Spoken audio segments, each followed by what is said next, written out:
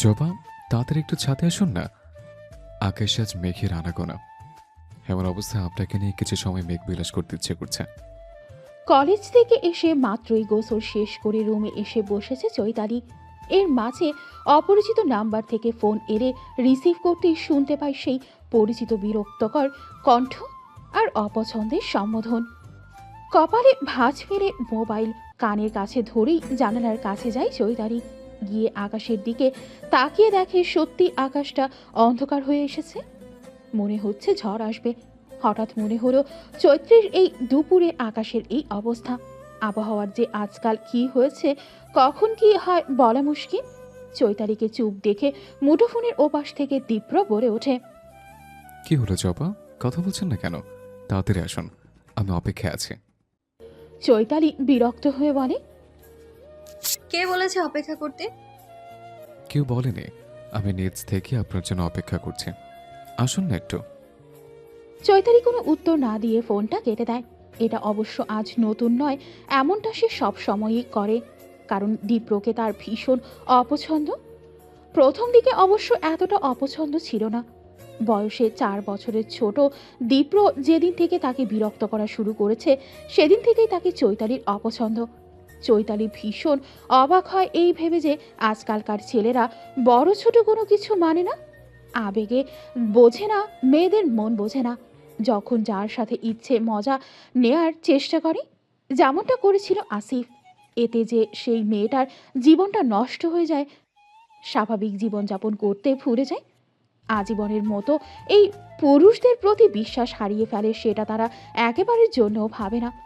আসিফ তো তবুও তার ব্যাচমেট ছিল, তারটা মারা যায়।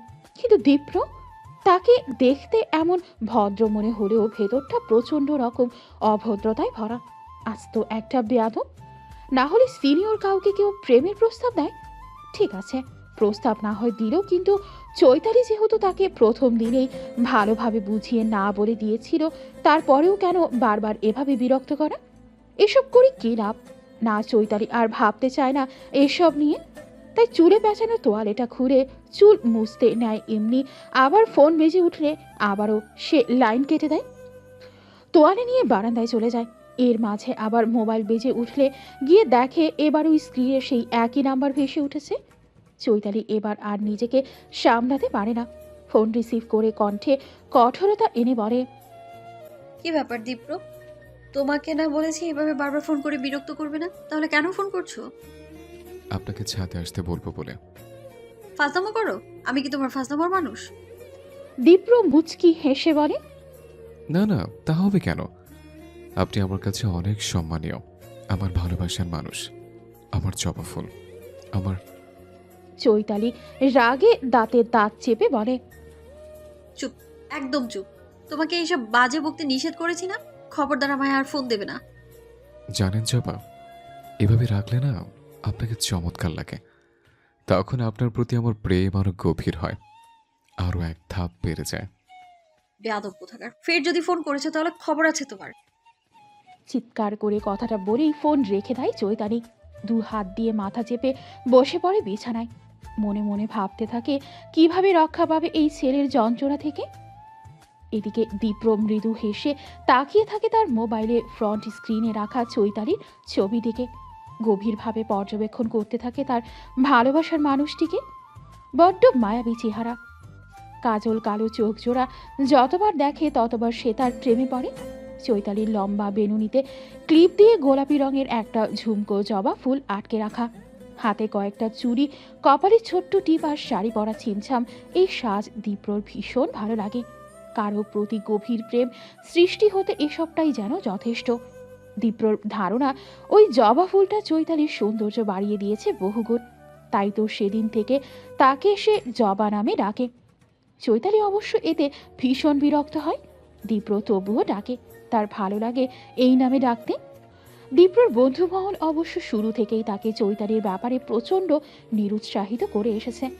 কেন যেন চৈতালিকে তাদের একেবারেই পছন্দ না। কিন্তু দীপ্র যে নিরুপায়, অনেক চেষ্টা করেও সে নিজেকে চৈতালির কাছ থেকে দূরে রাখতে পারেনি। প্রতিনিয়ত অপমানিত হবার পরেও দূরে সরে যেতে পারেনি তার কাছ থেকে। প্রেম বোধহয় এমনই বেহায়া হয়, না হলে তার মতো ছেলে এভাবে। দীপ্র যখন এসব নানা ভাবনায় মত্ত, ঠিক সেই সময় মেঘের গর্জন শুরু হলে আকাশের দিকে তাকায় সে। এরপর চরম হতাশা নিয়ে আনমনে বলে ওঠে, আপনি তো নিষ্ঠুর কেন জবা?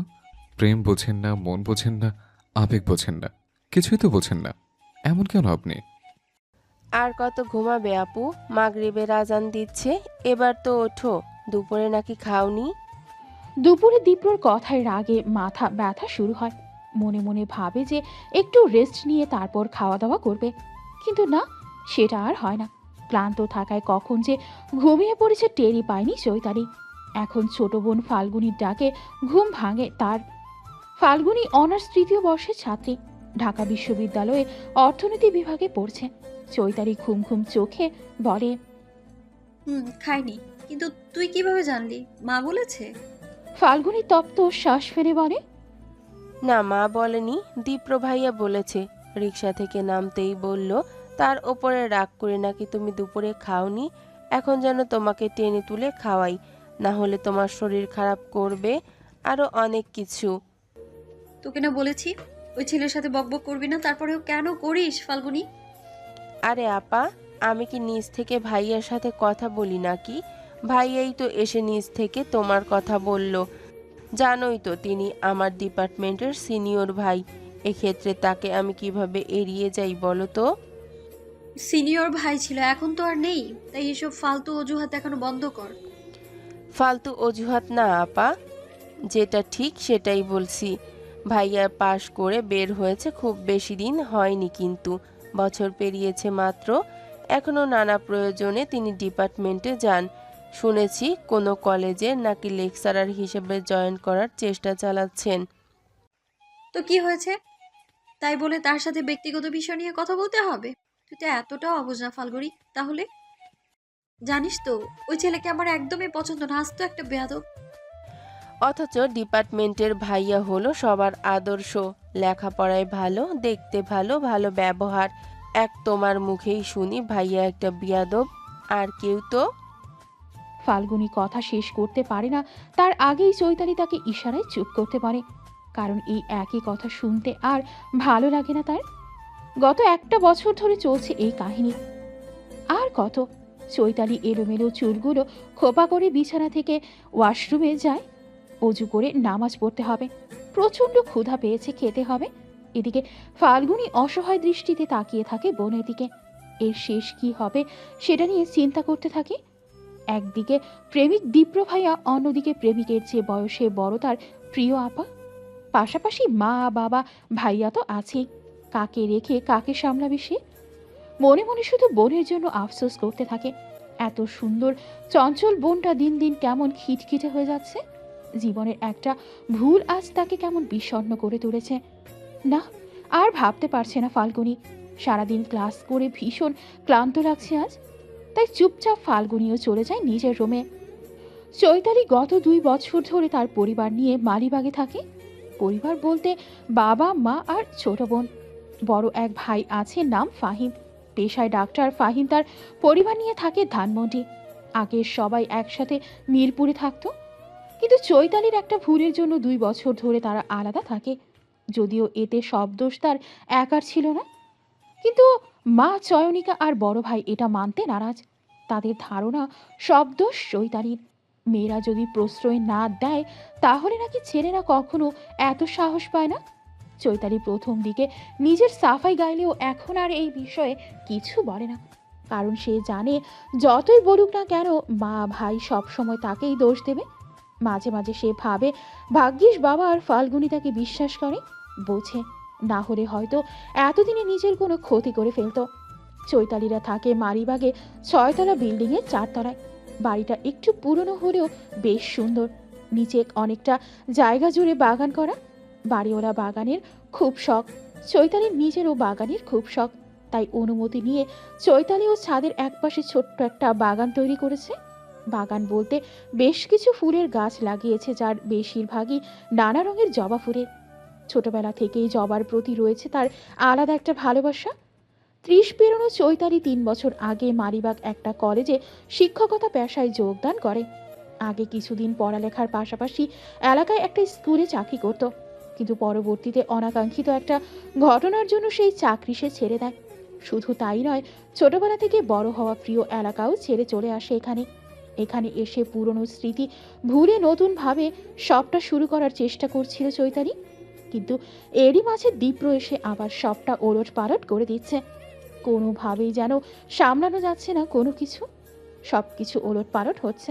মায়ের রাগ অভিমানও আবার বাড়ছে। রাতের আধারে ছাদে বসে বসে চৈতালি যখন এসব ভাবনায় মত্ত, ঠিক সেই সময় ফোনের শব্দে ধ্যান ভাঙে তার। কল রিসিভ করে হ্যালো বলতেই ওপাশ থেকে দীপ্র বলে, আজ জবা ফুলের মন খারাপ কেন? কি হয়েছে? কেউ কিছু বলেছে? এমন মলিন দেখাচ্ছে কেন আপনাকে? চৈতালি কিছু না বলে সামনে তাকাতেই দেখে পাশের বিল্ডিং এর ছাদে একদম তার সামনেই দাঁড়িয়ে আছে প্রচন্ড অপছন্দের সেই মানুষটি, যাকে দেখেই মেজাজটা আবার খারাপ হয়ে গেল তার। মনে মনে তপ্ত শ্বাস ফেলে যেই না লাইনটা কাটবে, ঠিক তখনই দীপ্র বলে, প্লিজ লাইন কাটবেন না জবা, একটু কথা বলুন। আমায় একটু শান্তিতে থাকতে দাও দীপ্র। রোজ রোজ তোমার এইসব বাড়াবাড়ি আমার আর ভালো লাগছে না একদমই। আমি তোমার উপর প্রচন্ড বিরক্ত, এটা তোমার বোঝা উচিত। জানি তো, আপনারই বিরক্ত হওয়া আমার ভালো লাগে। লাগবে নাই বা কেন বলুন? বিরক্ত হলে আপনার কপালে যে ভাঁজ পড়ে আজকাল সেটাও আমার প্রিয় হয়ে উঠেছে। একটু রাগি রাগি চেহারায় অনেক ভালো লাগে আপনাকে। চোখ, নাক, গাল সব একেবারে লাল রং। দীপ্র কথা শেষ করার আগেই চৈতালি রেগে হিসহিসিয়ে বলে, একদম চুপ, আর একটা কথা যদি বলো তো থাপড়ে তোমার দাঁত ফেলে দেব। বেয়াদব কোথাকার! সিনিয়র কাউকে এসব বলতে লজ্জা লাগে না তোমার? প্রেমে পড়লে মানুষ বেহায়া হয়ে যায়, বেহায়া হতে হয়। যতক্ষণ পর্যন্ত বেহায়া না হয় ততক্ষণ পর্যন্ত প্রেমটা ঠিক পূর্ণতা পায় না, বুঝলেন? তাই তো আমি। চৈতালি এসব কিছু না বলেই ফোনের লাইনটা কেটে দেয়। পাশে রাখা চেয়ারে বসে রাগে ফুঁসতে থাকে। আর কি করলে এই ছেলের এসব বাড়াবাড়ি থেকে মুক্তি পাবে সেটা ভাবতে থাকে। এমন সময় দীপ্র আবার জবা বলে ডাকতেই সে চরম বিরক্তি নিয়ে বসায় যাওয়ার জন্য সিঁড়ির দিকে পা বাড়ায়। এদিকে দীপ্র আর কিছু না বলে অপলক তাকিয়ে থাকে তার প্রিয় জবার দিকে। মনে মনে নিজেই নিজেকে সান্ত্বনা দেয় এই বলে যে কোনো একদিন জবা ফুল ঠিকই তার ভালোবাসা বুঝবে। রাত প্রায় 10টা। খাবার টেবিলে চুপচাপ বসে সবাই খাচ্ছে। আগে অবশ্য খাওয়ার সময়ে সবাই মিলে অনেক গল্প করত। সারাদিন ঘটে যাওয়া নানা বিষয় থাকতো গল্পের বিষয়বস্তু, কিন্তু আজকাল আর তেমন হয় না। এমন সময় চৈতালির মা চয়নিকা কণ্ঠে খানিকটা গম্ভীরতা নিয়ে বলে, এভাবে আর কতদিন? জানো তো, জীবন কারোর জন্য থেমে থাকে না। তাছাড়া বয়স তো কমছে না, দিন দিন বাড়ছে। চয়নিকার কথা শুনে চৈতালির বাবা ফারুক সাহেব বলেন, সারাদিন পরে মেয়েদের নিয়ে একসাথে খেতে বসেছি, এখন দয়া করে এসব বিষয়ে কিছু বলো না। আমাদের শান্তিতে খেতে দাও, তুমিও শান্তিতে খাও। চয়নিকা ভাত মাখাতে মাখাতে বলেন, হ্যাঁ, আমি তো সব অশান্তি করি, তোমরা সবাই হলো ধোয়া তুলসী পাতা, এক একজন এক এক শান্তির প্রতীক, আর সব অশান্তির মূলে হলাম আমি। আমি কি এমনটা বলেছি? বলি এক আর ভাবো আর এক। যা বলেছ সেটাই বুঝেছি। বড়জনের বয়স 30 পেরিয়েছে।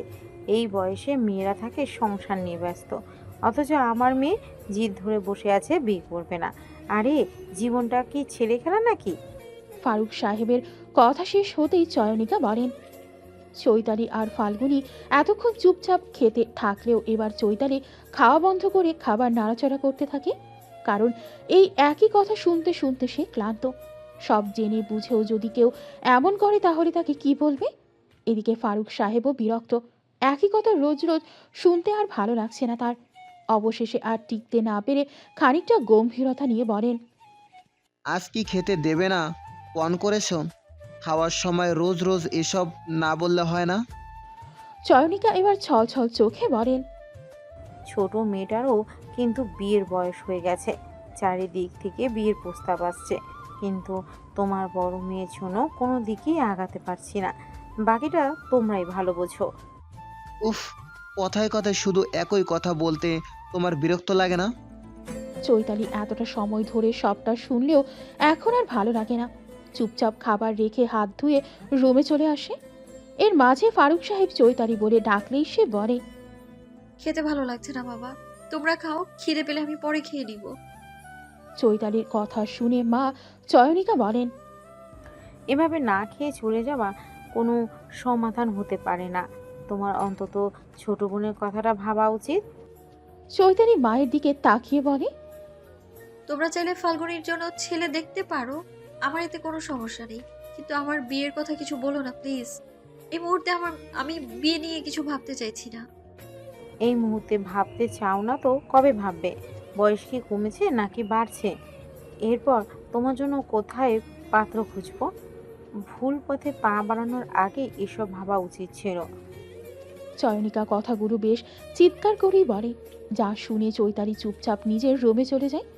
এদিকে মেয়ের মনির মুখটা দেখে স্ত্রীর ওপরে রেগে যান ফারুক সাহেব।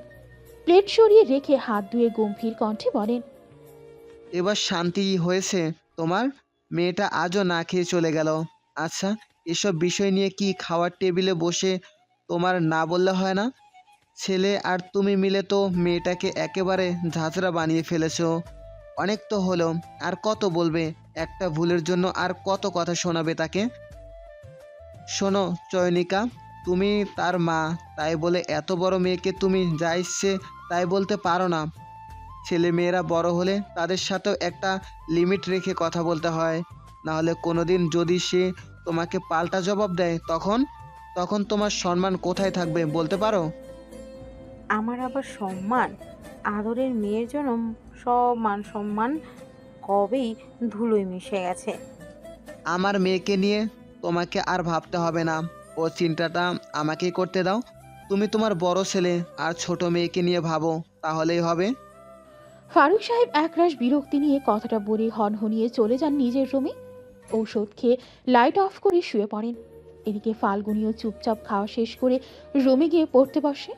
যদিও আজ হয়তো আর পড়ায় মন বসবে না, তবুও চেষ্টা করে।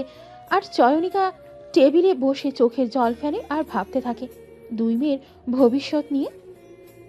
মা, তাড়াতাড়ি নাস্তা দাও, আমাকে একটু বেরোতে হবে।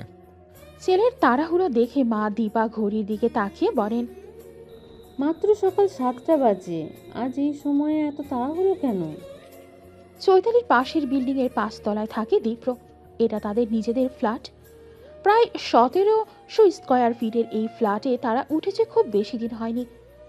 4 বছর আগে বড় বোনের বিয়ের আগে উঠেছে এই ফ্ল্যাটে। আর তার আগে অবশ্য এই এলাকাতেই ছিল, তবে অন্য বাসায়।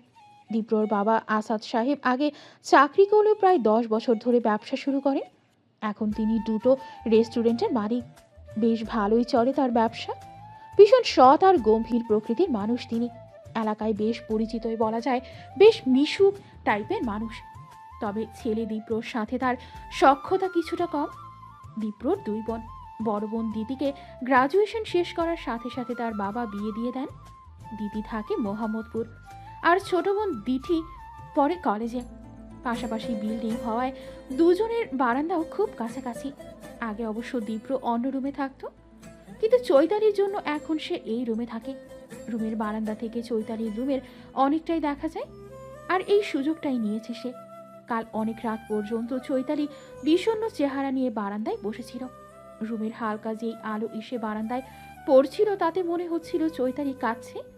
প্রিয় মানুষের এমন অবস্থা দেখে দীপ্র সাথে সাথে ফাল্গুনির কাছে মেসেজের মাধ্যমে কারণ জানতে চায়।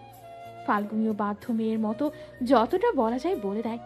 সেই সময়ে দীপ্রর খুব ইচ্ছে করে চৈতালির সাথে কথা বলে তাকে সান্ত্বনা দিতে, কিন্তু সাহস হয় না, কারণ সে জানে তার উপস্থিতি টের পেলেই প্রিয় মানুষটা 1 সেকেন্ডও সময় ব্যয় না করে ঘরে ঢুকে দরজা লাগিয়ে দেবে। এক বিন্দু মায়াও দেখাবে না তার জন্য। রাগে হয়তো আরো বেশি কাঁদবে। গত 1 বছর ধরে তো তেমনটাই দেখে এসেছে। তাই ঠিক করে যা বলার সকালে সামনাসামনি বলবে। এভাবে একই বিষয় নিয়ে রোজ রোজ মন খারাপ করার কোনো মানে নেই। এসব ভাবনায় পুরো রাত সে নিজেও ঘুমোতে পারেনি। শুধু অপেক্ষায় ছিল কখন সকাল হবে। দীপ্র যখন এসব ভাবনায় ব্যস্ত, ঠিক সেই সময় তার মা দীপা চেয়ার টেনে পাশে বসে পড়ে। কিরে, কোন ভাবনায় মত্ত হয়ে আছিস? এত সকালে কোথায় যাচ্ছিস বললি না তো? আর তোর চোখগুলো এমন দেখাচ্ছে কেন? সারা রাত ঘুমাসনি? মশার জন্য ঘুমে একটু ডিস্টার্ব হয়েছিল মা, তাই হয়তো চোখ এমন দেখাচ্ছে। আর একটু ঘুমিয়ে উঠলেই পারতি। না মা, একটা কাজ আছে, এখনই বের হতে হবে। দীপ্র কথা শেষ করতেই দিঠি এসে বলে, ভাইয়া, আমাকে একটু কলেজে নামিয়ে দিয়ে যাও না, অন্ধকার হয়ে আসছে, যে কোনো সময় বৃষ্টি নামতে পারে। দীপ্র তাড়াহুড়ো দেখিয়ে নাস্তা শেষ না করে পানি খেতে খেতে বলে, আজ পারবো না রে, খুব জরুরি কাজ পড়েছে, দেরি হলে সমস্যা হয়ে যাবে। প্লিজ ভাইয়া, আমার আর 5 মিনিট লাগবে, একটু পৌঁছে দাও না। একটুও না, তুই বরং এক কাজ কর, এই বৃষ্টির মধ্যে আজ কলেজে না যেয়ে বাসায় বসে পড়। আজ আমার জরুরি ক্লাস আছে ভাইয়া, নতুবা সত্যিই যেতাম না। দিঠির কথা শুনে দীপা বলে, এমন করছিস কেন? ওকে একটু পৌঁছে দিয়ে তারপর না হয় তোর কাজে যা। আমার কাজটা খুব জরুরি, না হলে এমন করতাম না মা। দীপ্র এবার কাউকে আর কোনো কথা বলতে না দিয়ে বাইকের চাবি নিয়ে বেরিয়ে পড়ে। কারণ আজ সে তাকে চৈতালির সাথে কথা বলতেই হবে, কথা না হলেও কাছ থেকে এক পলক দেখতেই হবে, না হলে যে সে তার মনকে কোনোভাবে স্থির রাখতে পারবে না। দীপ্র দ্রুত বাইক নিয়ে গেটের সামনে যেতেই দেখে তার প্রিয় মানুষটা তার আগে গেটের বাইরে রিক্সার জন্য দাঁড়িয়ে আছে। তাকে দেখেও না দেখার ভান করে রিক্সা খুঁজছে। দীপ্র খেয়াল করে নীল রঙের শাড়ি আর হালকা সাজে সব সময়ের মতোই চমৎকার লাগছে তাকে। চুলগুলো ভেজা বলে ছোট একটা চুলের কাঁটা দিয়ে সেটা আটকে রাখার চেষ্টা করেছে, কিন্তু বাতাসের কারণে ব্যর্থ হচ্ছে আটকে রাখতে। এদিকে চৈতালির কপালে চিন্তার ভাঁজ। আকাশের অবস্থা দেখে কি করবে, কিভাবে কলেজে পৌঁছাবে সেটা ভাবতে থাকে। কারণ যেভাবে অন্ধকার হয়ে আসছে তাতে মনে হচ্ছে যে কোনো সময়ই হয়তো ঝুম বৃষ্টি শুরু হবে। এমন অবস্থায় আশেপাশে কোনো রিক্সা না পেয়ে ঘড়ির দিকে তাকাতেই দেখে 7:15 বেজে গেছে। এখানে দাঁড়ালে রিক্সা পাওয়া মুশকিল হবে এই ভেবে সে এবার হাঁটা শুরু করে। চৈতালিকে হাঁটতে দেখে দীপ্র নিজেও ধীরে ধীরে বাইক নিয়ে সামনে আগাতে থাকে। চৈতালি ঘাড় ঘুরিয়ে দীপ্রকে দেখে কিন্তু কিছু না বলে তার মতো করে হাঁটতে থাকলে দীপ্র বলে, আকাশের যে অবস্থা তাতে মনে হচ্ছে যে কোনো সময় বৃষ্টি নামবে। চৈতালি তার কথা শুনতে পেলেও কোনো উত্তর দেয় না, দ্রুত পায়ে সামনে আগাতে থাকে আর রিক্সা খুঁজতে থাকে। এদিকে চৈতালিকে নিরুত্তর দেখে দীপ্র আবার বলে, এই বৃষ্টিতে তো রিক্সা পাবেন না জবা, সময় নষ্ট না করে চলুন, আজ আমি আপনাকে কলেজ পৌঁছে দিই। একটা কাজে আমি ওইদিকে যাব তো, তাই। চৈতালি এবারে কোনো উত্তর দেয় না, চুপচাপ হাঁটতে থাকে আর ঘড়ি দেখতে থাকে। এর মাঝে ফোঁটা ফোঁটা বৃষ্টি শুরু হলে তাড়াতাড়ি ছাতা মেলে একপাশে দাঁড়ায়। কি করবে ভাবতে থাকে। 8টার মধ্যে না ঢুকলে বড় আপা আজ নিশ্চিত বলবে। এদিকে রাস্তায় আজ একটা রিক্সাও নেই। রাতে অতিরিক্ত কান্না করার জন্য চোখ দুটো ভীষণ জ্বলছে, মাথাও ব্যথা করছে। ভেবেছিল আজ কলেজে যাবে না, কিন্তু সকালে উঠে দেখে কলেজের গ্রুপে বড় আপার মেসেজ, সকাল 9টায় গুরুত্বপূর্ণ একটা মিটিং আছে। তাই যার যত ঝামেলাই থাকুক না কেন আজ সবাইকে উপস্থিত থাকতেই হবে, আর এজন্যই আজ তার কলেজে যাওয়া। কিন্তু বৃষ্টির মাঝে রিক্সা না পাওয়া আর এমন অবস্থায় এই বিরক্তিকর ছেলেটার উপস্থিতিতে তার মেজাজটা ধীরে ধীরে খারাপ হতে থাকে। চৈতালি অবশ্য আজ শুরু থেকেই মেজাজ নিয়ন্ত্রণের জন্য ভীষণভাবে চেষ্টা চালিয়ে যাচ্ছে, কিন্তু কতটা পারবে সেটা হলো কথা। কারণ আজকাল কেন যেন দীপ্রকে দেখলেই তার মেজাজ খারাপ হয়ে যায়। যদিও ছেলেটা আজ পর্যন্ত কখনো তার কোনো ক্ষতি করেনি, তবে ওই যে রোজ রোজ একই বিষয় নিয়ে ঘ্যানর ঘ্যানর করে, বোঝানোর পরেও বোঝে না, এইসবই ভীষণ বিরক্ত লাগছে তার। এদিকে চৈতালিকে দাঁড়াতে দেখে দীপ্র নিজেও বাইক থামিয়ে পাশে এসে দাঁড়িয়ে বলে, চলুন না জবা, সবসময় জেদ দেখাতে নেই, আজ আকাশের যে অবস্থা তাতে মনে হয় না। দীপ্রকে আর বলতে না দিয়ে চৈতালি বেশ গম্ভীর কণ্ঠে বলে, একটা কথাও না বলে এই মুহূর্তে এখান থেকে চলে যাও তো দীপ্র। এমনিতেই মেজাজ খারাপ আছে, এর মধ্যে আবার বিরক্ত করো না প্লিজ। আপনাকে এইভাবে একা রেখে চলে যাব? আমাকে আপনার এতটা দায়িত্বহীন মনে হয়? চৈতালি এবার কপাল কুঁচকে উফ শব্দটা উচ্চারণ করতেই দীপ্র অস্থির হয়ে বলে, কি হয়েছে জবা, কোনো সমস্যা, খারাপ লাগছে? চৈতালি কি বলবে ভেবে পায় না, প্রচণ্ড বিরক্ত হয়। রাগে চোখ গরম করে তাকাতেই দীপ্র বলে, ওকে ওকে, বিরক্ত হবেন না প্লিজ, আমার সাথে যেতে হবে না, আপনি এখানে দাঁড়ান, আমি বরং সামনে গিয়ে দেখি রিক্সা পাই কিনা। কথাটা বলে দীপ্র সামনে আগাতে নিলেই চৈতালি বলে, এই ছেলে তোমাকে বলেছি না এখান থেকে যেতে, কথা কানে যায় না তোমার? কথা কানে গেলেই বা কি? এভাবে আপনাকে একা ফেলে তো আমি যাব না। তাছাড়া আপনার ব্যক্তিগত সমস্যাগুলো নিয়েও কিছু বলার ছিল। এবার চৈতালির রাগটা যেন আরও বেড়ে যায়। রাগে মাথা ব্যথাটাও বাড়তে থাকে। না, আর সহ্য হচ্ছে না তার। চৈতালি এবার বেশ রাগী কণ্ঠে বলে, আমার সমস্যা? এই ছেলে আমার সমস্যা নিয়ে তোমায় কে ভাবতে বলেছে? হ্যাঁ, আমি কিছু বলেছি তোমায়? বলিনি তো। তাহলে এত কেন বিরক্ত করছো? আপনার সমস্যা যে আমার সমস্যা, এটা আপনি কবে বুঝবেন জবা? চৈতালির চোখ গরম করে আরও কিছু বলবে অমনি তীব্র বলে, কাল যদি আপনি ওভাবে না কাঁদতেন, মন খারাপ না করতেন, অতটা বিষণ্ণ হয়ে নির্ঘুম রাত না কাটাতেন, তাহলে কি সাত সকালে আমি আপনাকে বিরক্ত করতাম? আপনার সাথে এত কথা বলতাম? আজ সাত সকালে হাজির হবার কারণটা এতক্ষণে তার বোধগম্য হয়। প্রথম দিকে বেশ কিছুক্ষণ সকাল থেকে রাত অবধি সারাদিন যখন তখন সামনে হাজির হতো তীব্র। এরপর একদিন বকা দেওয়ার পর থেকে সাত সকালে অন্তত সামনে হাজির হতো না। একেবারেই যে হতো না তা নয়, তবে বেশি জ্বালাতো না। যাই হোক, এই মুহূর্তে চৈতালি এসব নিয়ে আর ভাবতে চায় না। সময় মতো কলেজে পৌঁছাতে হবে, তাই চুপচাপ সামনে তাকাতেই দেখে একটা খালি রিক্সা যাচ্ছে। এবার আর যাবে কিনা জিজ্ঞাসা না করে রিক্সায় উঠে বসে। পরে সে হুট্টুরে গম্ভীর কণ্ঠে শুধু বলে, তাড়াতাড়ি মৌচাক চলেন মামা। ব্যাস, রিক্সার সামনে এগিয়ে যেতে থাকে তার আপন গতিতে। আর দীপ্র তার না বলা কথাগুলো নিয়ে সবসময়ের মতোই তাকিয়ে থাকে তার প্রিয় মানুষের প্রস্থানের দিকে। অপেক্ষায় থাকে পরবর্তী সাক্ষাতের। কারণ দীপ্রর বিশ্বাস কোনো একদিন তার জবা ফুল তাকে ঠিকই বুঝবে, কোনো একদিন ঠিকই তাকে ভালোবাসবে, তার প্রেমে পড়বে। টিচার্স রুমে টেবিলের উপরে মাথা রেখে চোখ বন্ধ করে বসে আছে চৈতালি। আজ সকাল থেকে মিটিং, ক্লাস, পরীক্ষার ডিউটি সব মিলিয়ে একেবারে নাজেহাল অবস্থা। দম ফেলার সময়টুকু পায়নি। ক্লাস শেষ করে মাত্রই এসে বসত। রাতে না ঘুমানোর জন্য মাথাটাও ভীষণ ব্যথা করছে। হঠাৎ খেয়াল হলো আজ সকাল থেকে কিছুই খায়নি সে। মাথা ব্যথার পেছনে এটাও বোধহয় একটা কারণ। চৈতালি চোখ খুলে ঘড়ির দিকে তাকিয়ে দেখে বেলা প্রায় 3টা বাজে। 3টায় বের হলে বাসায় যেতে 4টা বেজে যাবে। আজ বৃহস্পতিবার, রাস্তায় জ্যাম তো থাকবেই। জ্যাম না থাকলে অবশ্য যেতে বেশি সময় লাগে না। এসব ভাবতেই চোখ পড়ে সামনের টেবিলের বসা তারেক স্যারের দিকে। তিনি কলেজে বায়োলজির শিক্ষক, বয়স 45-এর মতো হবে। 2 সন্তানের জনক, তবে দেখতে বেশ সুদর্শন। বয়স বোঝা যায় না। শুনেছি সংসার জীবনে তিনি নাকি বেশ সুখী একজন মানুষ। কলেজে জয়েন করার কিছুদিন পর থেকেই চৈতালি খেয়াল করে তারেক স্যার দেখতে বেশ সুদর্শন হলেও তার কিছু চারিত্রিক সমস্যা আছে। সমস্যা বলতে সবসময় গায়ে পড়ে কথা বলা, বাজেভাবে তাকানো, কথা বলার সময় খুব কাছে চলে আসা, মানে কেমন যেন। প্রথম প্রথম তখন ফোনও করতো, ইনবক্সে মেসেজ দিত।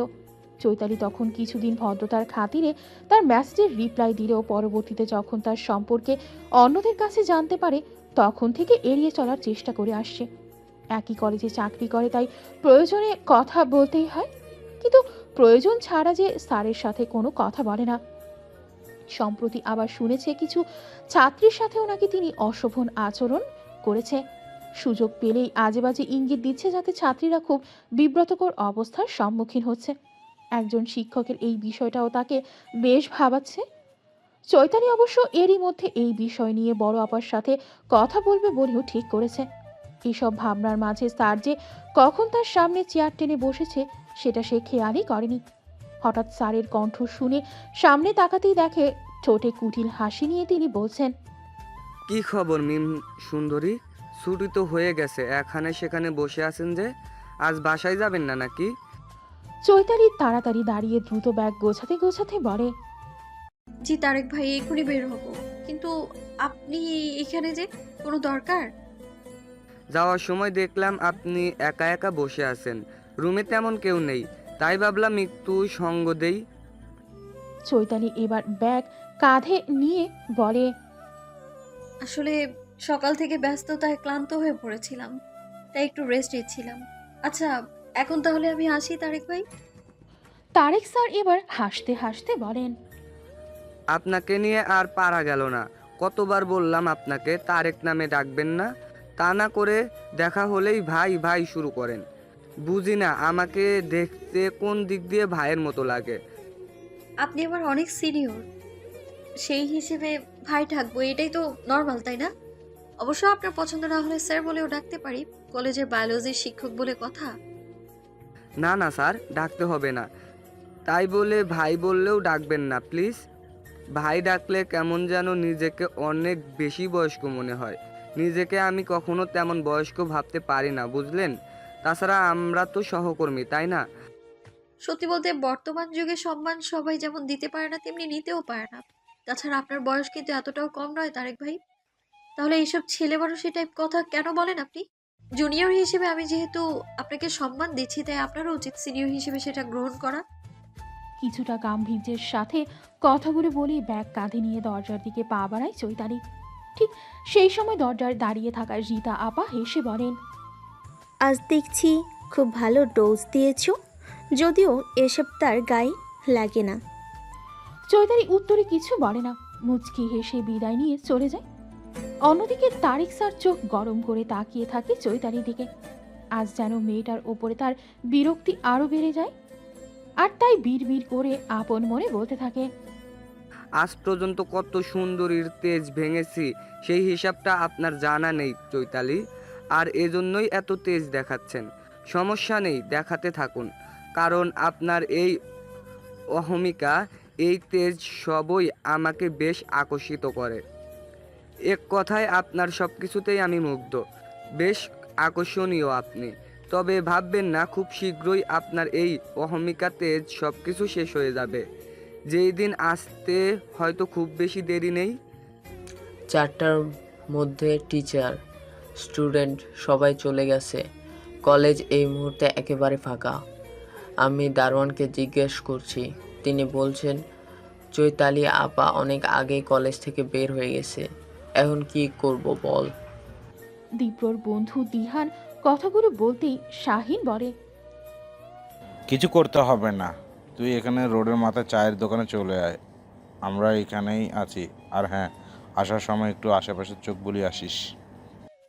ঠিক আছে, সে না হয় আসবো, কিন্তু দোস্ত তুই একটু দীপাকে বল সে যেন টেনশন না নেয়।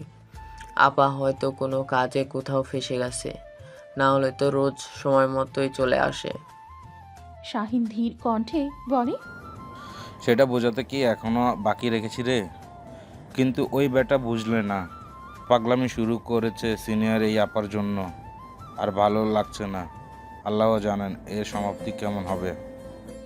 দিহান নিজেও জানে না এই সম্পর্কের ভবিষ্যৎ কি, তাই কিছু না বলে ফোন রেখে দেয়।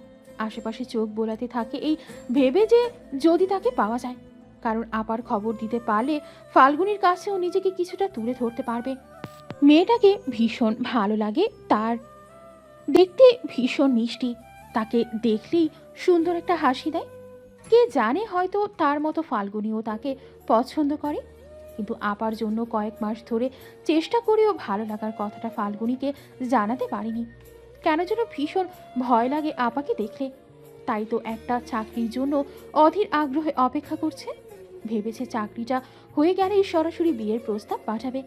দিহানের ধারণা তখন নিশ্চয়ই সবাই বিনা বাক্য ব্যয়ে বিয়েতে রাজি হয়ে যাবে। এদিকে শাহিন দীপ্রর কাছে সবটা খুলে বলতেই দীপ্র বলে, শোন, দিহান এলে তোরা সবাই মিলে আশেপাশে একটু দেখতে থাক, আমি আরেকবার কলেজ গিয়ে দেখে আসি। এত টেনশন দিস না দোস্ত, মাত্র 7টা বাজে। আপা হয়তো কোনো কাজে আটকে গেছে, হতে পারে কোনো বাসায় গেছে। তিনি তো আবার বাচ্চা মানুষ না যে হারিয়ে যাবে। দীপ্র গম্ভীর কণ্ঠে বলে, কলেজ ছুটি হয়েছে 3টায়, এখন বাজে 7টা। জবা অকারণে কাউকে কিছু না বলে 4 ঘন্টা বাইরে থাকার মতো মেয়ে না শাহিন। অনেকবার ফোন করেছে, মেসেজ দিয়েছে, কিন্তু কোনোভাবেই তার সাথে যোগাযোগ করতে পারছি না। তাছাড়া তেমন কিছু না হলে ফাল্গুনি আমাকে ফোন দিত না। কথাগুলো বলে বাইকে উঠতেই শাহিন বলে, দোস্ত আপা চলে এসেছে, ওই যে দেখ রিক্সায়। শাহিনের কথা শেষ হবার আগেই দীপ্র সামনে তাকিয়ে দেখে একটা রিক্সা গিয়ে চৈতালির বাসার সামনে থেমেছে। দেখা মাত্রই দীপ্র বাইক থেকে নেমে দৌড়ে গিয়ে চৈতালির সামনে দাঁড়িয়ে হাঁপাতে হাঁপাতে বলে, আজ এত দেরি হলো কেন জবা? কোথায় ছিলেন কলেজ ছুটির পর? সবে আপনাকে নিয়ে কত চিন্তা ছিল জানেন। চৈতালি আজ সঠিক সময়ে বের হয়ে বাসার উদ্দেশ্যেই রওনা দেয়, কিন্তু হঠাৎ কিছু জরুরি কাজের কথা মনে পড়লে বাসায় না গিয়ে সরাসরি নীলক্ষেত চলে যায়। সেখানে গিয়ে কিছু খেয়ে কাজ শেষ করে। এরপর টুকটাক কিছু প্রয়োজনীয় জিনিস কিনতে কিনতে কখন যে 6টা বেজে গেছে সেটা সে টেরই পায়নি। সন্ধ্যা হয়ে গেছে, তাই কোনো গাড়িও পাওয়া যাচ্ছিল না। অবশেষে একটা রিক্সা পেলে সেটাই উঠে চলে আসে। ফোন করে অবশ্য একবার বাসায় জানাতে চেয়েছিল যে ফিরতে দেরি হবে, কিন্তু মোবাইলে চার্জ ছিল না, তাই সেটাও জানানো সম্ভব হয়নি। রিক্সাওয়ালাকে ভাড়া দিতে দিতে এসব নিয়েই ভাবছিল সে। এর মাঝে দীপ্র আবার বলে, কথা বলছেন না কেন? কোথায় ছিলেন? এত দেরি হয়েছে কেন? সারাদিন পরে এসেই আবার বিরক্তিকর ছেলেটার বক বক শুনতে ভালো লাগে না চৈতালি। কিছু বলতেও ইচ্ছে হয় না, কিন্তু দীপ্রর একই প্রশ্ন বারবার জিজ্ঞেস করতে থাকায় কপালে ভাঁজ ফেলে শপিং ব্যাগগুলো নিতে নিতে বলে, যেই কথার কোনো উত্তর নেই সেগুলো জানতে চেয়েও না দীপ্র। দীপ্র কিছুটা উত্তেজিত হয়ে বলে, মানে উত্তর নেই মানে? আপনি জানেন আজ আপনাকে নিয়ে কতটা টেনশন ছিলাম আমি? কতবার ফোন করেছে, কতগুলো মেসেজ দিয়েছে জানেন আপনি? চৈতালি বলে, এটা তোমার পুরনো সমস্যা দীপ্র। এখানে আমার কি করণীয় বলতে পারো? দীপ্র এবার বেশ হতাশ হয়ে বলে, একবার অন্তত ফোন করে জানাতেন, আমাকে না হোক বাসাতেই জানাতেন। চৈতালি ক্লান্ত চোখে তাকিয়ে বলে, আমি এখন প্রচন্ড টায়ার্ড, দয়া করে এখন আমার বিরক্ত করো প্লিজ। কথাটা বলেই চৈতালি ব্যাগ নিয়ে গেটের কাছে গিয়ে আবার 2 কদম পেছনে এসে বলে, শুধু শুধু সময় নষ্ট না করে নিজের ক্যারিয়ার দিকে নজর দাও, কাজে দেবে সেটা। সত্যি বলছি, তোমায় নিয়ে কিছু ভাবার মতো সময় বা ইচ্ছে কোনোটাই আমার নেই। তাই আবারও অনুরোধ রইল, তুমিও অযথা আমার নিয়ে ভেবে তোমার মূল্যবান সময় নষ্ট করো না প্লিজ। কথাগুলো শেষ হতেই আর এক মুহূর্ত না অপেক্ষা করে গেটের ভেতরে পা বাড়ায় চৈতালি। আর দীপ্র সব সময়ের মতোই মুগ্ধতা হতাশার সংমিশ্রণে ভিন্ন এক অনুভূতি নিয়ে তাকিয়ে থাকে তার যাবার দিকে। এতটা সময়ের সব টেনশন অভিমান মুহূর্তের মধ্যেই কোথায় যেন হারিয়ে যায়। যে কারণে হোক, যেভাবেই হোক, জবা যে তার সাথে কথা বলেছে এতেই ভীষণ খুশি হয় সে। আর হতাশ হবার কারণ হলো এত ভালোবাসার পরেও সব সময়ের মতো এবারও সে তার ভালোবাসা বোঝাতে অক্ষম হয়েছে। দীপ্র টের পায় ঠোঁটে মৃদু হাসি থাকলেও তার বুকের বাঁ পাশে কেমন যেন চিনচিনে ব্যথা অনুভব হচ্ছে। যেই ব্যথার অনুভূতি হয়তো সে ছাড়া আর কেউ বুঝবে না। চুলের ভাঁজে আঙুর বুলিয়ে আপন মনে তাই বলতে থাকে, আপনি এমন কেন জবা? কারো তীব্র ভালোবাসাকে এইভাবে উপেক্ষা করতে কি আপনার একটুও কষ্ট হয় না? এদিকে জাহিদ, শাহিন আর দিহান দূরে দাঁড়িয়েই দেখতে থাকে সবকিছু। ভাবতে থাকে প্রিয় বন্ধুর ভবিষ্যৎ নিয়ে। এলাকার একটা পার্কে বসে আছে দীপ্র। সামনে কিছু দূরেই অনেকগুলো ছোট ছোট বাচ্চা খেলছে। কেউ দোলনায় চড়ছে, কেউ কানামাছি খেলছে, কেউ অযথায় একা একা দৌড়াচ্ছে। বাচ্চাদের খেলতে দিয়ে অভিভাবকরা হেঁটে বেড়াচ্ছে, কেউ আবার গল্প করছে। দীপ্র মাঝে মাঝে বন্ধুদের সাথে এখানে বসে আড্ডা দেয়। আগে অবশ্য অনেক বেশি আসতো, মাগরিব কিংবা এশার নামাজ পড়েই চলে আসতো 4 জন। চা পুরি খেত আর গল্প করত। গ্রাজুয়েশন শেষ হবার পর থেকে আর তেমন একটা এখানে আসা হয় না। সবাই যে যার কাজে ব্যস্ত হয়ে পড়েছে। জাহিদ দেশের বাইরে যাওয়ার চেষ্টা চালাচ্ছে, আর বাকিরা চাকরির জন্য পড়ালেখা করছে। সে নিজেও চেষ্টা করছে, কিন্তু আজকাল ভাবনাটা চৈতালি কেন্দ্রিক হয়ে যাওয়াতে বাকি সব কিছুই কিছুটা বাধাগ্রস্ত হচ্ছে। তার অবশ্য চাকরির দরকার ছিল না, একমাত্র ছেলে হিসেবে বাবার রেস্টুরেন্টে দুটো ঠিকমতো চালাতে পারলেই হতো। আসাদ সাহেবের তেমনটাই ইচ্ছে ছিল। ভেবেছিল গ্রাজুয়েশন শেষ হলে ছেলের হাতে ব্যবসার দায়িত্ব দিয়ে নিজে আরাম করবে, নতুবা অন্য কোনো ব্যবসা শুরু করবে। কিন্তু ব্যবসা নামক শব্দে রয়েছে দীপ্রর প্রচণ্ড অনীহা, যে কারণে অনেক বলার পরেও সে বাবার ব্যবসা না সামলে চাকরি খুঁজতে ব্যস্ত হয়ে পড়েছে। আর এই একটা কারণেই আজ বাবা ছেলের মাঝে এত দ্বন্দ্ব। এসব ভাবতে ভাবতে পাশে তাকিয়ে দেখে তার 3 বন্ধু কোনো এক বিষয় নিয়ে আড্ডায় মেতে আছে। আর চোখে সবাই একটু পরপর তাকেই দেখছে। দীপ্র জানে বন্ধুরা সবাই তাকে নিয়েই ভীষণ চিন্তিত, তাই তো আসতে না চাইলেও জোর করে তাকে এখানে নিয়ে এসেছে। আবার নিয়ে এলেও এই মুহূর্তে কথা বলতে অনিচ্ছুক জেনে দূরে বসে আড্ডায় মেতে আছে। যদিও এই দূরত্ব যে বেশিক্ষণ স্থায়ী হবে না এটা তার জানা আছে। একটু পরেই দেখা যাবে 3 জন এসে আবার বক বক শুরু করবে। দীপ্র ভাবে তাদের বন্ধুদের বয়স কম তো হলো না। সেই কলেজ জীবন থেকে তাদের 4 জনের বন্ধুত্ব। কলেজ শেষে সৌভাগ্যবশত 4 জনই চান্স পেল ঢাকা বিশ্ববিদ্যালয়ে। যদিও সাবজেক্ট ভিন্ন ছিল, কিন্তু তাতেও তাদের বন্ধুত্বে এক বিন্দু ফাটল ধরেনি, বরং একই এলাকায় বাসিন্দা হওয়ায় বন্ধুত্ব হয়েছে অনেক বেশি গভীর। এতগুলো বছর ধরে যে কোনো আনন্দে যেমন সবাই একসাথে থেকেছে, তেমনি যে কোনো দুঃখ কিংবা বিপদেও থেকেছে পাশাপাশি। ছোট্ট এই জীবনে এমন বন্ধুদের পেয়ে দীপ্র নিজেকে বেশ ভাগ্যবান মনে করে।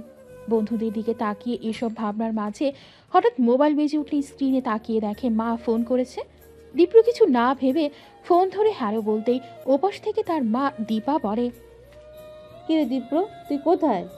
সেই বিকেলে কাউকে কিছু না বলে বের হয়েছিস, এখন বাজে রাত 9টা, অথচ তোর এখনো কোনো খবর নেই। মায়ের কথা শুনে দীপ্র ঘড়ির দিকে তাকিয়ে দেখে 8:30 বাজে। আজ দুপুরে ফাল্গুনির ফোন পেয়ে বাসায় কাউকে কিছু না বলেই বের হয়েছিল। একবার ভেবেছিল বাসায় ফোন করে জানাবে, কিন্তু চৈতালির চিন্তায় সেটা আর হয়ে ওঠেনি। মায়ের কথায় উত্তরে দীপ্র বলে, আমি তো পার্কে আছি মা, বন্ধুরা সবাই মিলে একটা জরুরি বিষয় নিয়ে আলোচনা। দীপ্রকে কথা শেষ করতে না দিয়ে দীপা বলে, কি করছিস জানতে চাইনি, জানতে চেয়েছি কোথায় আছিস। এই তো মা, পার্কে আছে, কিছুক্ষণ পরে চলে আসবো। এটা কি একটা মেসেজের মাধ্যমে জানানো যেত না? বাসায় মা, চিন্তা করি, এটা নিশ্চয়ই তোর অজানা নয়। তাহলে সরি মা, আসলে একটা কাজে এমনভাবে ফেসে গেছে যে। দীপা এবার খানিকটা অভিমান নিয়ে বলেন, হয়েছে, আর সাফাই গাইতে হবে না। এখনো বিয়ে করে বউ ঘরে আনিসনি, তাতেই মাকে ভুলে যাস। আমি ভাবছি বউ এলে তোর কি হবে, তখন তো আমাকে আর মনেই থাকবে না তোর। কি যে বলো না মা, বললাম তো সরি। আচ্ছা যাও, এমনটা আর হবে না, হলো?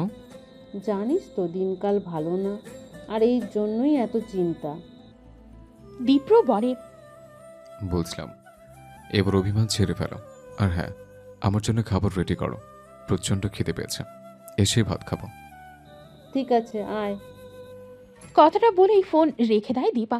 এদিকে মায়ের কথা শুনে দীপ্রর মাঝে কিছুটা অপরাধ বোধ হয়, কারণ মাকে ভীষণ ভালোবাসলেও আজকাল চৈতালির জন্য অনেক কিছুই আবেগ আগের মতো করা হয় না তার। একমাত্র ছেলে হিসেবে অনেক দায়িত্বও পালন করা হয় না ঠিক মতো। পরিবার, বন্ধু সবার চেয়ে বেশি মাথায় শুধু একটা মানুষই ঘোরপাক খায় সারাক্ষণ, আর সেই মানুষটি হলো চৈতালি। জীবনের যেন এখন শুধু একটাই লক্ষ্য, আর সেটা হলো চৈতালির হৃদয়ে ঠাঁই পাওয়া, জীবনের জন্য প্রিয় জবা ফুলকে কাছে পাওয়া। দীপ্রর এসব ভাবনার মাঝে শাহিন বলে, কিরে আন্টি কি এমন বললো যে এত চিন্তায় পড়ে গেছিস? দীপ্র খানিকটা হতাশ হয়ে বলে, তেমন কিছু না, বাসায় বলে আসেনি, তাই মায়ের অভিমান। দিহান বলে, এ আর নতুন কি, আজকাল তো তুই এমন অনেক কিছুই ভুল করিস। তবুও শুক্রিয়া, আন্টি এখনো কিছু জানে না। আপনার কথা জানলেও যে তাকে কি করবে আল্লাহ জানে। দিহানের কথা শুনে শাহিন বলে, আমি অবশ্য আন্টিকে নিয়ে ভাবছি না, আমি ভাবছি আঙ্কেলের রিয়াকশন কি হবে সেটা নিয়ে। জাহিদ এতক্ষণ সবার কথা শুনলেও এবার আর চুপ থাকে না। দীপ্রর কাঁধে হাত রেখে বলে, তোরাই সব জানাজানির কথা বাদ দে, যেখানে আপাই রাজি না সেখানে কেউ কিছু জানলেই বাকি, আর না জানলেই বাকি। ঠিক বলেছিস দোস্ত, কেন যেন আমি আমার আবেগ, অনুভূতি, ভালোবাসা কোনো কিছু তাকে বোঝাতে পারছি না। বারবার বোঝাতে গিয়েও ব্যর্থ হচ্ছে। যত চেষ্টা করছে তার আপন হতে, ততই দূরে সরে যাচ্ছে। চৈতালি আমাকে দূরে ঠেলে দিচ্ছে। দূরে ঠেলবে না তো কি করবে? তোকে করে নিয়ে নাচবে? আমি বুঝি না, দেশে কি জুনিয়র মেয়ের অভাব পড়েছে? আমাদের সবার মধ্যে তুই ছিলি সব দিক দিয়ে সেরা, সেইখানে তুই কিনা। আরে আপার ছোট বোনটাও তো মন্দ না, ডিপার্টমেন্টের জুনিয়র, ওর প্রেমে তো। জাহিদ কথা শেষ করার আগেই দিহান এসে তার কলার ধরে বলে, বেটা ফাজিল, তোদের না বলেছি ফাল্গুনিকে ভাবির নজরে দেখবি? তা রেখে তুই কিনা। দিহানের কাণ্ড দেখে শাহিন আর দীপ্র হাসতে থাকে। জাহিদ নিজেও হাসতে থাকে আর কলার ছাড়াতে ছাড়াতে বলে, সামান্য নাম নিতেই এই অবস্থা। শেষমেশ প্রেমিকার জন্য বন্ধুত্বের বিসর্জন দিলি তোরা? এই ছিল তোদের মনে? ছি। এরই নাম প্রেম, বুঝলি দোস্ত? শাহিন কথাটা বলতেই জাহিদ বলে, তাই বলে সিনিয়র কারোর প্রেমে? বুঝলাম বুঝলাম আপা সুন্দরী, বয়স বোঝা যায় না, তাতে কি? সমাজের লোকজন কি এটা সহজে মানতে চাইবে? এইসব দেখার সময় আমার নেই। কে কি ভাবলো, কে কি বললো, এটা তাদের বিষয়। এছাড়া এসব বয়সের হিসেব নিকেশ আমি মানি না। এত কিছু ভেবে তো তাকে ভালোবাসেনি। মনের অজান্তেই কখন কিভাবে যে ভালোবাসাটা হয়ে গেল টেরই পাইনি। আর কেউ না জানুক, না বুঝুক, তোরও তো আমায় চিনিস, জানিস। এত বছর এইটুকু তো তোরা বুঝতে পেরেছিস যে তীব্র অযথাই কারো পেছনে সময় ব্যয় করে না, অকারণে কারোর জন্য এতটা পাগলামো করে না। চৈতালির মাঝে কি যেন একটা বিষয় আছে, জানিস, অনেক মায়া তার মাঝে। চৈতালিকে দূর থেকে শুধুমাত্র দেখেও আমার শান্তি, অদ্ভুত এক আকর্ষণ অনুভব করি আমি। তবে বিশ্বাস করুন, এই আকর্ষণে কোনো নোংরামি নেই। আমি তার সম্মতি নিয়ে তাকে নিজের করে পেতে চাই। তাতে যদি আজীবন অপেক্ষা করতে হয়, আমি না হয় তাই করব। দীপ্রর কথা শুনে সবাই আবার নীরব হয়ে যায়। কি বলবে ভেবে পায় না। তবে সবাই মনে মনে একটা দোয়াই করে, আর সেটা হলো তাদের বন্ধু যেন কোনো কষ্ট না পায়। যেভাবেই হোক সবসময় যেন হাসি খুশি থাকে। খাওয়া দাওয়া করে মাত্রই রুমে এসে বসেছে চৈতালি। সারাদিন বাইরে থেকে আজ বেশ ক্লান্ত লাগছিল, তাই বাসায় এসেই ফ্রেশ হয়ে নামাজ শেষ করে খেয়ে নেয়। আজ অবশ্য ইচ্ছে করে একা একা খায়, কারণ আজ আর মায়ের কোনো কথার সম্মুখীন হতে চায় না সে। রোজ রোজ একই কথা শুনতে আর ভালো লাগে না তার। এসব ভাবতেই মনে পড়ে কলেজের কিছু কাজ আছে যেগুলো আজ রাতেই শেষ করতে হবে। ঘড়ির দিকে তাকিয়ে দেখে রাত বেশি হয়নি, মাত্র 9টা বাজে। ঠিক তখনই দরজায় শব্দ হলে তাকিয়ে দেখে ফারুক সাহেব এসেছেন। চৈতালি হেসে বলে, কি ব্যাপার বাবা, আজ মসজিদ থেকে এত তাড়াতাড়ি চলে এলে যে? শরীর ঠিক আছে তো? ফারুক সাহেব চৈতালির পাশে বসতে বসতে বলেন, সব ঠিক আছে মা। তাহলে আজ তাড়াতাড়ি চলে এলে যে? আজ সারাদিন তোর সাথে কথা হয়নি, খুব মিস করেছি তোকে, তাই ভাবলাম আজ তাড়াতাড়ি বাড়ি ফিরে তোর সাথে একটু সময় কাটাই। বাবার কথায় চৈতালির বেশ ভালো লাগে।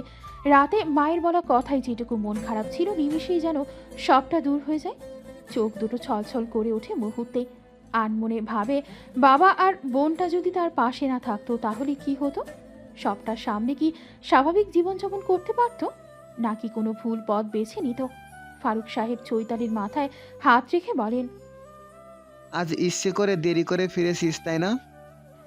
চৈতালি তাকিয়ে বলেন, এমন করে ভাবছো কেন বাবা?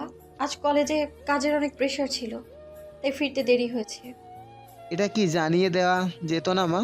পুরোটা বিকেল কতটা চিন্তায় ছিলাম জানিস, শুধু ঘর আর বারান্দায় পায়চারি করছিলাম। মাথায় কত আজে বাজে চিন্তা ঘুরপাক খাচ্ছিল। এমনটা কেউ করে? এবার চৈতালির চেহারায় অনুতপ্ততা প্রকাশ পায়। ফিরতে দেরি হবে এটা বাবাকে না জানানোর জন্য বেশ অপরাধ বোধ হয়। পরক্ষণে আবার ভাবে, তার মতো অবস্থায় থাকলে অন্যরাও নিশ্চয়ই এই একই কাজ করত। কিন্তু এই বিষয়ে কথা বাড়ালে তিনি কষ্ট পাবেন, তাই চুপ থাকে। ফারুক সাহেব বলেন, মায়ের উপরে রাগ করিস না, জানিস তো তোকে নিয়ে তোর মায়ের চিন্তার শেষ নেই। শুধু তুই না, ফাল্গুনিকেও নিয়েও অনেক চিন্তা করে। আসলে তোদের বয়সটাই এমন যে না চাইতেও চিন্তা চলে আসে। এটা নিয়ে আমি আর তুই মিলে যত কিছুই বলি না কেন, সেসবের কিছুই সে গায়ে মাখবে না, কারণ সে একজন মা, আর পৃথিবীর সব মায়েরাই এমনই হয়। চৈতালি ফ্লোরের দিকে তাকিয়ে বলে, মায়ের বিষয়টা আমি বুঝি বাবা, কিন্তু মাঝে মাঝে টায়ার্ড লাগে, তখন আর বুঝতে ইচ্ছে হয় না। রোজ রোজ বলা মায়ের একই কথা শুনতেও ইচ্ছে হয় না। ফারুক সাহেব তপ্ত শ্বাস ফেলে বলেন, আমি বুঝি, আর তাই তো যখন দেখি লিমিট ক্রস করছে তখন তোর মায়ের বিরুদ্ধে কথা বলি। জানি এতে সে ভীষণভাবে মর্মাহত হয়, কিন্তু এই সময়ে আমি সব পরিচয় ভুলে শুধু তোর বাবা হয়ে যাই, আর তাই তখন তার কষ্টগুলোর আমার চোখে পড়ে না। খানিক সময় নীরব থেকে ফারুক সাহেব আবার বলেন, আর কোনো দিন মায়ের উপর অভিমান করে এমন কাজ করিস না। যেখানে যাস না কেন ফোন করে জানিয়ে দিস, ফোন না দিস অন্তত একটা মেসেজ দিস, তবুও না জানিয়ে থাকিস না, মনে থাকবে? চৈতালি বাবার দিকে ছলছল চোখে কিছুক্ষণ তাকিয়ে থাকে। এরপর বাবার হাতে চুমু খেয়ে বলে, মনে থাকবে, খুব মনে থাকবে বাবা। ঠিক আছে, তুই এবার তোর কাজ শেষ কর, আমি যাই। খাওয়ার আগের ঔষধটা খেতে হবে, একটু পরে আবার তোর মা ডাকাডাকি শুরু করবে। কথাটা বলেই তিনি চলে যান তার নিজের রুমে। আর সব ভুলে চৈতালিও মনোযোগ দেয় তার নিজের কাজে। পাশ করে বের হয়েছে, সেও তো বছর হবে হবে, অথচ আজ পর্যন্ত কোথাও ঢুকতে পারলে না। তাহলে দেশের সেরা বিশ্ববিদ্যালয় থেকে পড়ে কি লাভ হলো শুনি? আজ অনেক দিন পর আবার আসাদ সাহেব এই প্রসঙ্গে কথা বললেন। খাওয়ার টেবিলে সবাই চুপচাপ খাচ্ছিল। খাওয়ার মাঝে হঠাৎ তার এমন কথায় দীপ্রর কোনো হেলদোল না হলেও তার মা দীপা একটু নড়ে চড়ে বসেন। ছেলে আর ছেলের বাবাকে সামলাতে সামলাতে মাঝে মাঝে তিনি বেশ বিরক্ত হন। কিছু বিষয়ে দুইজনই অবুঝের মতো আচরণ করে, কিছু বিষয়ে দুজনের মতের অনেক পার্থক্য। তখন কাকে রেখে কার পক্ষ নিবে এই নিয়েও ঝামেলায় পড়েন তিনি। খাওয়ার মাঝে কোনো ধরনের অশান্তি তার পছন্দ না, কারণ সারাদিন পরে এই একটা বেলা সবার সময় হয় একসাথে হবার। খুব বেশি গল্প না হলেও তার সামনে যে পরিবারের সব সদস্যরা উপস্থিত থাকে, সবাই যে একসাথে খাওয়া দাওয়া করে, এতে তিনি অনেক শান্তি পান। পরিস্থিতি খারাপ হবার আগেই তিনি কৌশলে প্রসঙ্গ পাল্টে বলেন, শোন, আগামী সপ্তাহে দিতি আসবে। আজ দুপুরে ফোন দিয়ে বলল এবারে এসে নাকি দুদিন থাকবে। মায়ের কথা শুনে খাওয়া বন্ধ করে দিঠি চিৎকার করে বলে, সত্যি বলছো মা? তাহলে তো অনেক মজা হবে। বিয়ের পর থেকে তো আপু এসে থাকতেই চায় না, কেমন যেন পর হয়ে গেছে। পর হয়ে যায়নি রে, বিয়ের পর ইচ্ছে হলেই মেয়েরা বাবার বাড়ি আসতে পারে না। শ্বশুর বাড়িতে সব সামলে তারপর আসতে হয়, এটাই নিয়ম। আর এখন তো ছোট্ট নানুমণিও আছে, ইচ্ছে হলেই তো আসতে পারে না। বাজে নিয়ম। ছেলেদের বেলায় তো এমন নিয়ম পালন করতে হয় না মা, তাহলে মেয়েদের বেলায় কেন? আর আপুর আসার সাথে সাফামনির কি সম্পর্ক? আপুদের জন্য এই গোলু সোনাকেও ঠিকমতো আদর করার সময় পায় না, সবসময় এসেই যায় শুরু করে। মেয়ের কথা শুনে দীপা হেসে কিছু বলবে, অমনি আসাদ সাহেব বলেন, চাকরির নাম করে অযথা ঘুরে না বেরিয়ে এবার কাজে লেগে পড়ো। একা একা সবটা সামলাতে আমার বেশ ঝামেলা পোহাতে হচ্ছে। শরীরটা এখন আর সব সময় সায় দিতে চায় না, তাই ওসব ভদ্রলোকী চাকরির পেছনে আর সময় নষ্ট করো না। দীপা আদরের বড় মেয়ের কথা বলেও কাজ না হওয়ায় অসহায়ের মতো আসাদ সাহেবের দিকে তাকাতেই তিনি বলেন, অনেক হয়েছে, অনেক ছেলের পক্ষ নিয়েছো দীপা, এসব এবার বন্ধ করো। দীপা অবাক হয়ে বলে, আরে আমি কখন ছেলের পক্ষ নিলাম? দিতি আসবে, এদিকে বাসায় বাজার প্রায় শেষ, তাই আগেই তোমাকে জানালাম। মেয়েকে আদর ঠিক মতো না করতে পারলে আবার তুমিই তো। চুপ করো তো, মেয়ের চিন্তা বাদ দিয়ে কাল থেকে ছেলেকে আমার রেস্টুরেন্টে পাঠানোর ব্যবস্থা করো। আমি একসাথে দুটো সামলাতে পারছি না। প্রথমে একটার দায়িত্ব না হয়নি, পরে ধীরে ধীরে সব দায়িত্ব বুঝে নেব। এদিকে দীপ্র এতক্ষণ সব শুনলেও এবার বাবার কথার উত্তরে বলে, ব্যবসার প্রতি আমার কোনো আগ্রহ নেই বাবা, তাই প্লিজ এই মুহূর্তে আমাকে তোমার ব্যবসার দায়িত্ব দিতে বলো না। ওসব আমাকে দিয়ে হবে না। এসব হবে না কি? এসব হবে না তো কি হবে তোমাকে দিয়ে? আমি তো তোমার মাঝে কোনো সম্ভাবনাই দেখতে পাচ্ছি না। চাকরি করবে, ব্যবসা করবে না, এসব ফালতু অযৌক্তিক কথা তো সেই 1 বছর থেকেই শুনছি, কিন্তু কিছুই তো দেখতে পাচ্ছি না। আজ পর্যন্ত কটা চাকরির ইন্টারভিউ দিয়েছো বলতে পারবে?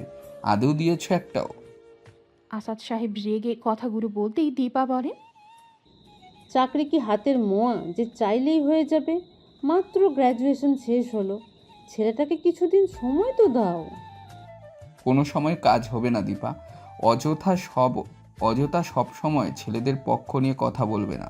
সারাদিন বাইরে বাইক একটা নিয়ে ঘুরে বেড়ালে এই জন্মে তোমার ছেলের চাকরি হবে না। সত্যি যদি চাকরি করতে চায় তাহলে পড়তে হবে, চেষ্টা করতে হবে, যা তোমার ছেলে করে না। আর এর জন্যই বললাম যে ওসব ফালতু চেষ্টা না করে ব্যবসার কাজে মন দিতে। এই মুহূর্তে আসাদ সাহেবের এসব কথা দীপ্রর কাছে অসহ্য লাগে। কথার উত্তরে কিছু বলতে চাইলেও মায়ের ইশারায় চুপ হয়ে যায়, কারণ এখন কিছু বলা মানে অযথা ঝামেলা বাড়ানো। তাই চুপচাপ কোনো রকম খাওয়া শেষ করে রুমে চলে যায়। দীপ্র চলে গেলে আসাদ সাহেব রেগে বলেন, দেখলে দিন দিন কেমন বেয়াদব হচ্ছে। এসব হচ্ছে তোমার প্রশ্রয়ের কারণে। এখনো সময় আছে দীপা, ছেলেকে ঠিক দিক নির্দেশনগুলি দাও। দেশের সেরা বিশ্ববিদ্যালয় থেকে লেখাপড়া করিয়ে এভাবে টোটো করে ঘুরে বেড়ানোর জন্য? এরপর তিনিও চলে যান তার রুমে। এদিকে মা আর মেয়ে হতাশ হয়ে বসে থাকে খাবার নিয়ে। এখনো ঘুমাচ্ছে না কেন জবা? সারাদিন পরিশ্রম করে এভাবে রাত জাগলে তো আপনার শরীর খারাপ করবে। কলেজের কাজ শেষ করে মাত্রই জানালার কাছে এসে দাঁড়ায় চৈতালি। এর মাঝে মোবাইলে মেসেজের শব্দ হলে তাকিয়ে দেখে দীপ্রর মেসেজ। প্রথমে দেখতে না চাইলেও পরে মেসেজ ওপেন করতেই আবারও বিরক্তিতে শরীর কেমন যেন নিষ্পিস করতে থাকে। ইচ্ছে হয় কয়েকটা কঠিন কথা শোনাতে, কিন্তু না, চৈতালি এমনটা করবে না, কারণ এই ছেলের কোনো কথাতেই কোনো গুরুত্ব দিতে চায় না সে। এমন সময় মোবাইল বেজে উঠলে তাকিয়ে দেখে দীপ্রর ফোন। মেজাজটা এবার আরও খারাপ হয়। যখন তখন এই ছেলের এসব ছেলে মানুষই আর ভালো লাগে না তার। এত রাতে কে ফোন করেছে আপু? এত বিরক্তির মাঝে ফাল্গুনির এই প্রশ্নের উত্তরে চৈতালি বলে, কে ফোন করেছে জানিস না? ফাল্গুনি দুলতে দুলতে এসে খাটের ওপরে ধপ করে বসে বলে, ওমা, আমি কি করে জানবো তোমার ফোন এত রাতে কে ফোন দেয়? সেটা কি আমার জানার কথা? একদম ফাজলামো করবি না। তোর আশকারা পেয়েছে এই ছেলেটা এত বার বেড়েছে। প্রিয় আপার এমন বিরক্তি দেখে ফাল্গুনি বেশ মজা পায়। সারাদিন পর এই সময়টাতেই কিছু সময় আড্ডা হয় দুই বোনের। দুজন দুজনের কাছে বিভিন্ন সমস্যা শেয়ার করে। মা কি বলেছে, ভার্সিটিতে কি হয়েছে, কে প্রপোজ করেছে থেকে শুরু করে সবটাই বলে চৈতালিকে। চৈতালিও বলে, তবে সবটা নয়, কারণ মনের গভীরে লুকানো সব প্রকাশ করে নিজেকে আর দুর্বল বলে প্রমাণ করতে চায় না সে। রোজকারের নিয়ম মতো আজও ফাল্গুনি সারাদিনের জমানো কথাগুলোই বলতে এসেছিল।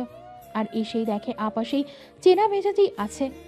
ফাল্গুনি দুষ্টুমি করে কিছু বলবে, সেই সময় চৈতালির মোবাইলটা আবার বেজে ওঠে। চৈতালি স্ক্রিনে তাকিয়ে বিড় করে বলে, অভদ্র একটা। ফাল্গুনি তখন হাসতে হাসতে বলে, শুধু অভদ্র না আপু, বলো যে অভদ্র প্রেমিক একটা। চৈতালি রেগে বলে, এবার কিন্তু বাড়াবাড়ি হয়ে যাচ্ছে। যা পছন্দ না সেই সব কথা কেন বলিস ফাল্গুনি? ফাল্গুনি হাসি থামিয়ে বলে, সরি আপু, আর বলবো না। চৈতালি কিছু বলে না, চেয়ারে বসে মোবাইলের সাউন্ড অফ করে জোরে জোরে নিঃশ্বাস নেয় আর রাগ কমানোর চেষ্টা করতে থাকে। এমন সময় ফাল্গুনি মিনমিন করে বলে, ইয়ে মানে ফোনটা রিসিভ করো না, কোনো জরুরি কথাও তো থাকতে পারে, তাই না? চৈতালি এবার চোখ গরম করে তাকাতেই ফাল্গুনি নিজের মোবাইল স্ক্রল করতে করতে বলে, আমার দিকে এভাবে তাকানোর কি আছে বুঝি না। আমি কি ভাইয়াকে ফোন করতে বলেছি নাকি? শুধু শুধু আমার উপরে রাগ দেখাও। সত্যি আপু, এ অন্যায়। আর তুই কি চুপ করবি? আমি না হয় চুপ করলাম, কিন্তু ভাইয়ার কি করবে? ফোন রিসিভ না করা পর্যন্ত তো তিনি কল দিতেই থাকবেন। তাই আমার ওপরে রাগ না দেখিয়ে তুমি বরং ভাইয়ার ফোন রিসিভ করে রাগটা তাকে দেখাও। কথাটা বলার পেছনে ফাল্গুনির অন্য উদ্দেশ্য থাকলেও এই মুহূর্তে চৈতালি সেটা বুঝতে পারল না। বারবার ফোন আসতে থাকলে বিরক্ত হয়ে রিসিভ করে কিছু বলতে যাবে তার আগেই দীপ্র বলে, কি ব্যাপার জবা? এতবার ফোন করছে অথচ আপনি রিসিভই করছেন না। এত অবহেলা করার কি মানে আছে বলুন তো? ফাজলামো পেয়েছো? মামা বাড়ির আবদার তোমাকে নিষেধ করেছি না আমি?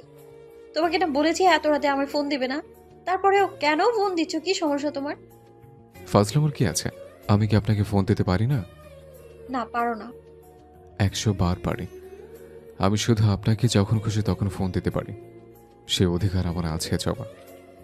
কিসের অধিকার? আর এই ছেলে এত জবা জবা কেন করো? কে জবা? আমার নাম চৈতালি, বুঝলে? চৈতালি, আমাকে চৈতালি আপা ডাকবে। সরি জবা, আমি আপনাকে ওইসব বলে ডাকতে পারবো না। আমি আপনাকে ভালোবাসি, আর ভালোবাসার মানুষকে কেউ আপা ডাকে না। আজকের পরে এসব আর বলবেন না। দীপ্রর এসব কথা শুনে রাগে চৈতালির হাত কাঁপতে থাকে, মাথা গরম হয়ে যায়, ঘাড়ি চিনচিন করে ব্যথা শুরু হয়। চৈতালি টের পায় তার মেজাজ এবার আর তার নিয়ন্ত্রণে থাকতে চাচ্ছে না। ঠিক সেই সময়ে দীপ্র বলে, সারাদিন আপনার ওপর দিয়ে অনেক ধকল গেছে, এবার ঘুমিয়ে পড়ুন জবা। আমি জানি আপনি এবার আরও রেগে যাচ্ছেন, রাগ করবেন না প্লিজ। ভেবেছিলাম আজ আর আপনাকে রাগাবো না, কিন্তু খাওয়ার টেবিলে বাবার কথায় মেজাজ খারাপ হয়ে গেছে। যে মেজাজ ঠান্ডা হবার উপায় হলো আপনি আর আপনার বলা কথা, সে হোক রাগের কিংবা ভালোবাসার। জানি ভালোবাসার কথা শোনার সৌভাগ্য আমার নেই, সেই প্রস্তুতি নিয়েই ফোন দিয়েছি আমি। অদ্ভুত একটা বিষয় কি জানেন? আপনাকে এক পলক দেখলে একটু শুনলে আমার সব রাগ হাওয়ায় মিলিয়ে যায়, যেমনটা আজ এখন হয়েছে। চৈতালি এবার আর টু শব্দ না করে মোবাইল রেখে নিজের চুল নিজেই খামচে ধরে। না চাইতেও মনে পড়ে যায় কিছু পুরনো বিষাদে ঘেরা স্মৃতি। অসহ্য লাগতে থাকে সব কিছু। এদিকে বোনের এমন অবস্থা দেখে ফাল্গুনী খাট থেকে নেমে এসে কাঁধে হাত রেখে বলে,